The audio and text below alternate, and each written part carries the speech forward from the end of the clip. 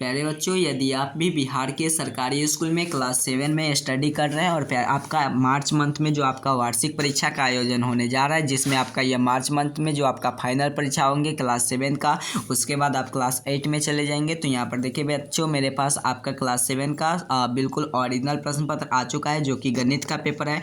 और आपका यही एग्जाम में इसी पेपर से आपका एग्जाम होंगे, चाहे आपके बिहार के किसी भी जिला में आपका सरकारी स्कूल पढ़ते होंगे, तो यही पेपर से आपका एग्जाम होने जा रहा है। तो प्यारे बच्चों, इससे अगर आप मेरे चैनल पर नए होंगे तो चैनल को जरूर सब्सक्राइब कर लीजिएगा, क्योंकि आप सभी जानते हैं आपका एग्जाम होंगे वो आपका 10 मार्च से आपका स्टार्ट हो जाएंगे।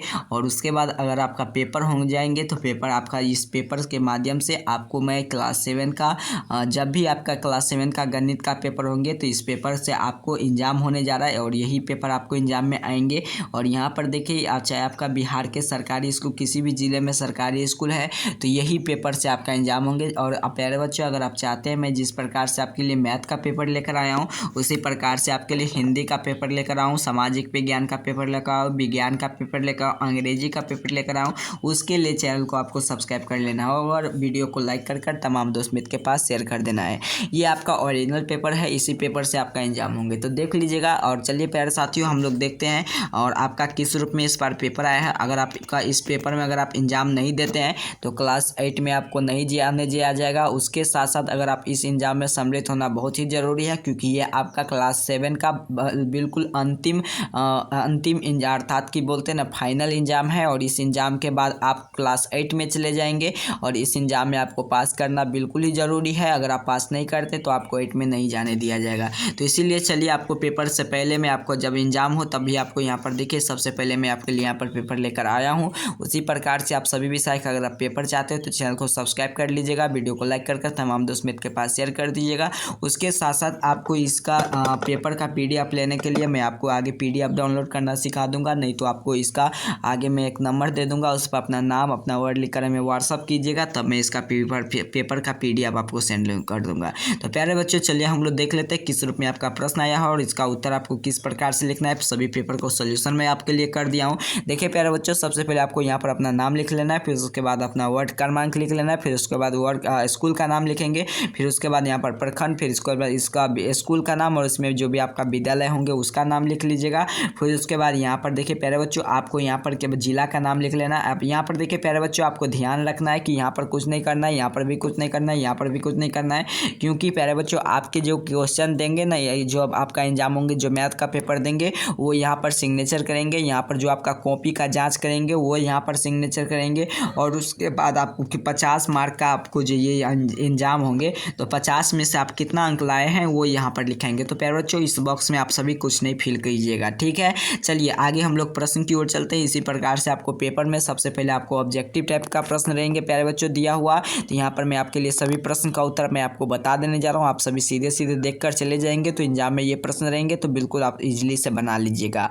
वह संख्या जो ना तो घन पूर्णांक हो और ना ऋण पूर्णांक हो उसे हम जीरो कहते हैं, नहीं उसे घन मानते ना ऋण मानते हैं। आंकड़ों में 4, 2, 3 और यहाँ पर इतना आंकड़ा दिया गया, इसमें से बहुलक जो बीच में होंगे वो बहुलक हो जाएंगे सर। तो यहाँ पर देखिए, जो बहुत बार आया होगा तो बहुत बार कौन सा आया है, तो 4 बहुत बार आया होगा तो 4 इसका राइट आंसर हो जाएंगे। चलिए आगे यहाँ पर देखिए, 108 डिग्री का संपूर्ण कोण कितना पर बनता है, तो 72 डिग्री पर बनता है। प्रथम 5 के प्रथम माध्य क्या हो जाएंगे, तो 3 हो जाएंगे। चलिए आगे यहाँ पर देखिए, 2 नंबर में बताया जा रहा है कि स्तंभ अ को स्तंभ ब को सही से मिलान कीजिए। तो प्यारे बच्चों, सबसे पहले वृत्त में मिलान करना है, तो वृत्त का पाई r स्क्वायर होता है उसका फार्मूला। और घन का फलन कितना होता है, तो घन का फलन 6 होता है। एक संतांश कितना होता है, तो एक संतांश न तो 0.01 होता है। वर्ग क्षेत्रफल भुजा स्क्वायर होता है। यहाँ पर मिलान कर दिया गया है। चलिए बच्चों, आगे की ओर चलते हैं, हम लोग आगे की ओर देखते हैं। आगे 3 नंबर में आपसे प्रश्न रहेंगे प्यारे बच्चों, आपके एग्जाम में पेपर रहेंगे मैथ का पेपर दिन क्लास 7 का। कोष्टक में से सही विकल्प को चुनकर खाली जगह को भरिए, ठीक है। तो यहाँ पर देखिए 0.5 दिया है, उसको भाग देना है 0.5 से, ठीक है बच्चों। तो यहाँ पर हल करेंगे तो हल A1 हो जाएंगे, एक ही बार में तो कट जाएंगे ना बच्चों, तो एक ही हो जाएंगे। चलिए, एक समबाहु त्रिभुज की परिमाण का कोण कितना पर होता है, तो 60 डिग्री पे होता है। देख लीजिए प्रश्न सब। एक सिक्के के बार बार उछालने पर हेड आने की प्रयाक्ता, तो देखिए एक बार हेड एक बार टेल, तो 1/2 कर देंगे, यहाँ पर इसका उत्तर हो जाएंगे। चलिए यहाँ पर देखेंगे, यदि किसी वस्तु का मूल्य उस वस्तु का हो तो अधिक अधिक बचाने वाला को क्या कहते हैं, तो उसे लाभ हो जाता है ना, तो इसे लाभ पर टिक करेंगे। यहाँ पर देखिए 4 नंबर पूछा गया, नीचे दिए गए प्रश्नों का उत्तर बगल में बॉक्स में भरिए। ठीक है, यहाँ पर बगल के बॉक्स में भरने के लिए बोला जा रहा है। तो यहाँ पर बताया जा रहा है कि सबसे पहले आपको यहाँ पर ध्यान देना है कि एक यहाँ पर एक ऐसा पूर्ण युग लिखिए जिसका योग 1 हो। तो 1 हो तो चलिए एक पूर्ण युग तो 1 + 2, तो इसका -1 में से वो 2 घटेगा तो कितना हो जाएंगे, तो 1 हो जाएंगे, तो एक ही हो गए। 51 डिग्री का पूर्णांक कोण को लिखिए तो 39 डिग्री हो जाएंगे। और यहाँ पर देखिए ये रेकरिंग है ना, यानी कि ये ऊपर में जो रेकरिंग है 6.334 के ऊपर रेकरिंग है, तो इसका भाग दीजिएगा तो 9 हो जाएंगे, बट्टा में 9 हो जाएंगे।